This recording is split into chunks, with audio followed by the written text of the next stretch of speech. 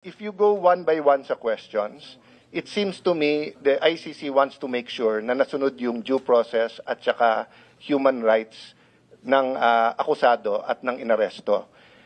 In your view, meron po bang violation ng batas sa pag-arrest or pag-detain ni former President Duterte? Wala po. So wala? Opo. So wala. And you know our law, so walang violation. Opo, opo. Okay. How about you, General Torre? May violation ho ba sa arrest or detention ni former President Duterte? No, sir. No, wala. Categorical, wala tayong violate na law. No, sir. Okay. Can I read to you Republic Act 7438, an act defining certain rights of person arrested and detained under custodial investigation, as well as the duties of the arresting, detaining, and investigating officer and providing penalties for violation thereof. Section F, any person arrested or detained, arrested, detained, or under custodial investigation shall be allowed visits by or conference with any member of his immediate family or any medical doctor or priest, minister chosen by him or by any member of his immediate family or by his counsel. I saw the video, sir. President Duterte was asking for his own doctors. Ang sabi nyo, hindi, may dala kayong doctor na colonel. Tama po ba? That's one part, sir. Yes, so you did not allow him to bring in his own doctor. There's another video that will show that he has his doctors from the Cardinal Santos. Yes, and he was saying kulang yon kasi ano pa sila, di ba? Yung iba pang doctors, pero hindi na pinayagan. There's videos from outside, yung ibang gamit, etc. Correct, sir? So, you can answer. Hindi to yes or no. So, to your point, did you allow all of his doctors in or no? Sir, we have substantial doctor. I think we have complied with 7438, sir. Okay, it doesn't say here substantial. We It have says complied with here... 7438, sir. No, sir. Ang sabi kasi dito, his choice. Hindi nyo choice. Hindi nyo choice ilimit yung doctors niya. Ang sabi nyo, substantial. So, I will clarify. Were there doctors that he requested you did not allow in? Yes I was or not no? aware of that, sir. Okay. You're not aware kung meron pinapasok o wala. Kung meron siyang ibang additional doctors, But sir. I saw the video wherein you're saying 2-star, ako na nagdedesisyon, I will not allow VP Sara in. Tama? Yes, sir. Okay. Hindi ba siya anak? Ang nakalagay dito, the person's immediate family shall include his or her spouse, fiancé, parent or child, brother, sister, grandparent, grandchild, uncle, aunt, nephew, niece, etc. Ang penalty nito ay 4 na taon ata na kulong. Penalty clause. Any arresting public officer, employee, or any investigator who fails to inform any person arrested, detained, or under custodial investigation of his right to remain silent and to have competent penalty of not less than 8 years. Ito, sa letter B, any person who obstructs or prevents any of his lawyers, any member of his family, or person arrested, detained, medical doctor or priest of his choice 4 years. So, sir, you prevented VP Sara from entering. At the outset, sir, maraming salamat sa pagbigay sa akin ng pagkakataon na ito para maklarify yan, sir, dahil nung first hearing natin, sir, ay palagay ko na-explain na lahat yan, sir, at nagkaroon ng napakaraming mga... Nung first hearing, sir, ang pinag-usapan kasi doon na lawyer, ako, upon looking at the Constitution, kaming mga senador, we cannot appear before the court, but we can practice. Pero ang presidente, vice president cannot practice. So, kasama na ako doon at yung ibang nagsabing abogada, pero nung nakita ko tong batas na to, nakalagay, pag anak, you cannot stop them from visiting. And nakita ko yung video, but sabi nyo nga, may kompleto kayong video, that's why I'm asking you, baka naman pinapasok nyo nang hindi ko alam. Sabi mo, 2-star, sir, ako na. Ako nagdesisyon nito, sir. I don't know if you use the word ako mananagot. So, simple lang question ko, did you prevent VP Sara from seeing her father? Yes or no? Can I expound on this, sir, before I answer the yes or no, go ahead. sir? Thank you, sir. Kaya ako nagpapasalamat, sir, na ma-expound yan, sir, dahil after the first hearing, medyo marami-rami ang lumabas, sir, ng mga misinformation regarding that matter, sir. Yes, sir, I did I did deny the request of President Duterte for him to to allow VP Sara to enter, sir. Kasi nga naman, sir, mag-aalas 10 na yun, sir. And that is already around 12 hours after we first got him into custody. The VP has all the chances to be with the President earlier that day. We are expecting her. Actually, sir, mga alas 3 pa lang, may information na darating siya. And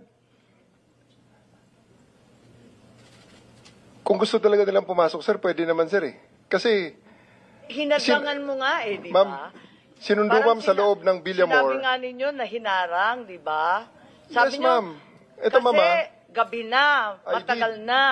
I did, ma'am, I did really prevent that from the VP. I told the President that she can visit her on the detention cell in Hague. Sabi ko kung gusto niya talaga. Pero Sabi kasi mo nga naman, makapasok, pero ma'am, sa kabilang sandali, ma'am. dako sinabi mo you prevented let her. me- Alin ba talaga? Let me clarify, ma'am, hindi pa ako tapos, ma'am, eh.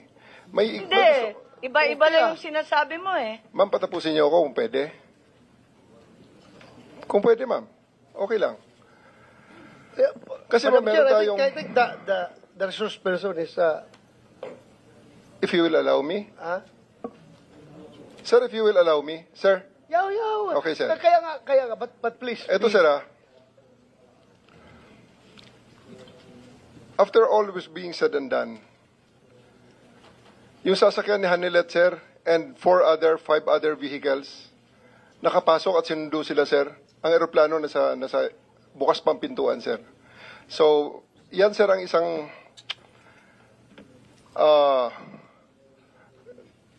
tumayong balahibo ko nun, sir, noong panahon na nakita ko, naku, andyan yata si VP Sara, andyan si Bongo nakapasok na. Kasi sinusundo na, sir, si Hanilet at saka si Kitty, sir, ng kanilang mga sasakyan, together with the other entourage. Bakit nila sumabay dun, sir, sa tarmac? Bukas pa naman, sir, ang pintuan.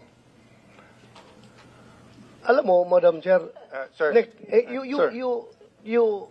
That's a new ibig mong information, sabihin sir. kung pwede pumasok yung si Ma'am Hanilit at saka si Kitty, gusto mo ring sabay-sabay na sila.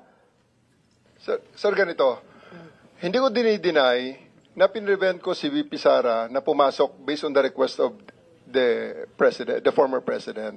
Okay, The reason for that, you prevented VP Sara from entering. yes, ma'am. Okay. Because the reason for that is that 12 hours na ang nakalipas at tapos na ang lahat ng mga delaying tactics. Nick, I cannot allow that.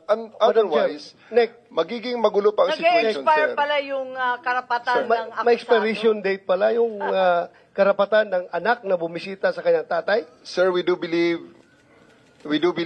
ako, sir, personally, that's my call at that time because I'm operating on the premise So na ang it's your aking call. mission. So it's your call to Yes, violate sir. the law. Yes, It's your call to violate the law. Dahil nakalagay sa batas, binasa ni Senator Alan Cayetano na bawal na pigilan yung anak na bumisita. So it's your call to violate the law.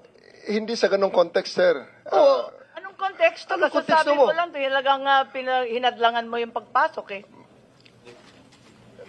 Mr. President, I won't belabor the point kasi sinagot nyo naman, sir, yung tanong ko. Kasi nga, going back to Ambassador Lacanilao, that's a violation of the law. If you look at the law, it says arrested, detained, and custodial investigation. Kung arrested lang to, baka may lusot, 12 hours, 6 hours, matagal na. Pero ang nakalagay sa law kasi, you cannot deny, pag arrested, detained, and custodial investigation. No if, no buts tong batas na to because nga, in the past, lalo pagka, wala pa namang internet masyado nito eh. 1992, no? Wala pa masyado yung mga, bago pa lang yung mga, cellphone na ba nito or ano? But ang point, sir, there's no exceptions here. So that's a matter of defense kay Gerald Torre. But just to pursue this, yung doctors ho ba ni President Duterte certified him fit to travel? Di ba sabi niyo, sir, eventually pinapasok niyo rin doktor niya. So nung una, sa video nakita ko, ay hindi pa kasi niyo nasasubmit yung buong video, kaya hindi pa namin nare-review, no? That's why I'm giving you the benefit of the doubt. Kasi I'm not an eyewitness, I didn't see and even if I'm not an eyewitness, I didn't view the video, no? So dun sa nakita ko kasi, you were denying, the President was saying, you have to make sure I'm fit to travel, and then sabi niya, doktor ko, ang sabi niyo, may doktor na dito, it was police or military colonel. So eventually you let in some of his doctors, correct, sir? Yeah. Did they certify that he was fit to travel? I believe, sir, on that argument, we can already... No, it's not an argument. I was just Sir, asking. okay, sir. Did Sir- they certify that he was fit to travel or hindi sila tinanong were they fit to travel? It's not part of the procedure for his private doctors for that to do that, sir. It will be the government doctors who will be No, taking that's not that, sir. true, sir. Ang nakalagay ho dito sa batas, it can be his doctors. Magiging inutil yung batas if you invite your doctors and then they cannot certify. So, ang mangyayari nun, if they certify hindi pwede, sinertify ng government doctor pwede, korte ang magsasabi at kakasuhan yung doktor na nagkakamali. Hindi mo pwede basta't i-replace ng government doctor yung, so like now, no? If anyone here biglang nag-faint at sinabing hindi na siya pwedeng mag-appear dito, we have a Senate doctor. But if it's the doctor of the witness who tells us, we cannot immediately judge on the two.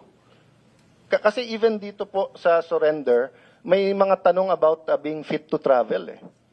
Na ang nakalagay nga and even yung baka mapahamak yung kapitan. Kasi kung titignan niyo po yung yung Yes. pinirmahan ng kapitan, sa pinirmahan niya po may nakalagay doon Saan yun? Yes, Senator Cayetano, kung pwede lang Yeah, i-clarify, anyway, ang nangyari, si Kitty, sinabi talaga na hindi pinapasok yung doktor. At sinabi ni Dr. Rosa Alensi na ang dating Pangulo, napakataas na ng kanyang diabetes, umabot ng 328, he needs to be admitted directly to a hospital. Nagkaroon ng diskusyon doon sa Villamor, pinatawag yata, nung isang Colonel Dr. Donald Palma, cardiologist, na hindi siya nasa kalagayan na magbiyahe ng mahaba, pero pinirmahan ni Dr. Colonel Jonathan Rico, isa na namang Armed Forces Doctor, Commanding Officer ng Air Force, na pwede siyang bumiyahe. So, ibig sabihin, maliwanag na ang pumirma ng certification na fit to travel ay hindi kanyang doktor na hindi pinapasok, kundi doktor ng AFP. Correct ba ho ang pagkakwento ni Chairperson? Look, Senator Go, just before, ito yung dahilan kung ba't ko tinatanong Sabi nga ni SOJ, sub judice, meron na request by petition for writ of habeas corpus.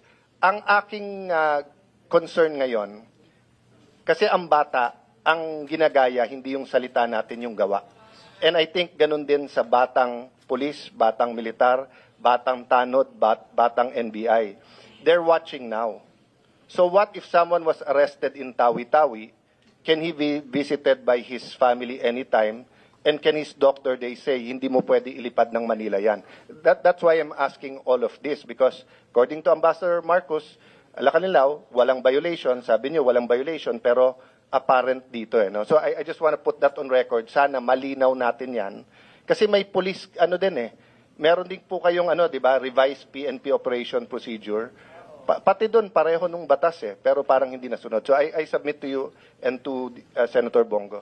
Thank you for waiting. Thank you, Senator.